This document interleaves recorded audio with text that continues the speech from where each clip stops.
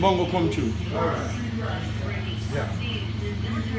You have 250 different types of aloe vera. Most of the aloe vera out there today is genetic modified. A real aloe is a body signature. Out of the 22 amino acid and antioxidant what build your chromosome, aloe got 20 out of the 22. So that make it officially a body signature. But you have to use the right aloe. Most of the aloe is genetic modified. Genetic modified aloe is not a body signature. The organic aloe, it's have all the components that the body needed. But to harvest this gel, it can be complicated.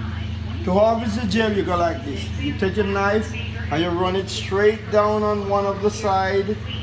Then you cut off the bottom. Then you take your knife, you turn the knife on the back.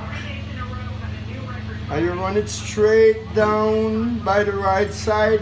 Then you go, that's filling the aloe inside.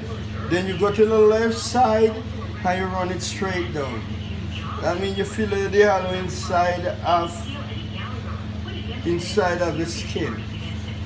Then you get a spoon. The best spoon to use is a silver spoon. I smashed this one with myself to make it kind of to scoop.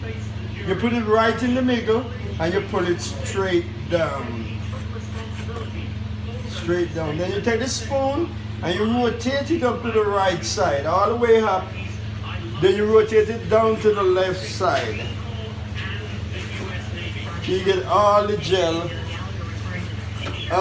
from it. Then you're going to put 12 ounces of water to each length, 12 ounces. And you blend that for about 40 to 35 seconds. The thing is this, if it was a GMO aloe, it would never move. But true is an organic aloe, it's going to turn milk white and it's going to have a lot of anti-inflammatory. So I'm going to blend it for about 35 seconds. When it starts to change color and it's getting, the whole blender will pull up to the anti-inflammatory purpose.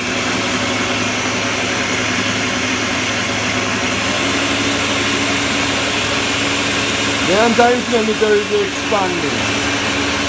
If it was a GMO, you wouldn't get that from it. It would just strain out and that's fuzzy.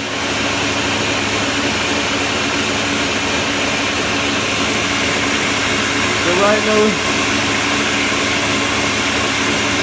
the more you blend it, more the will flow. You see, when I started right there with water. But if I blend it a lot more, it would foam up more.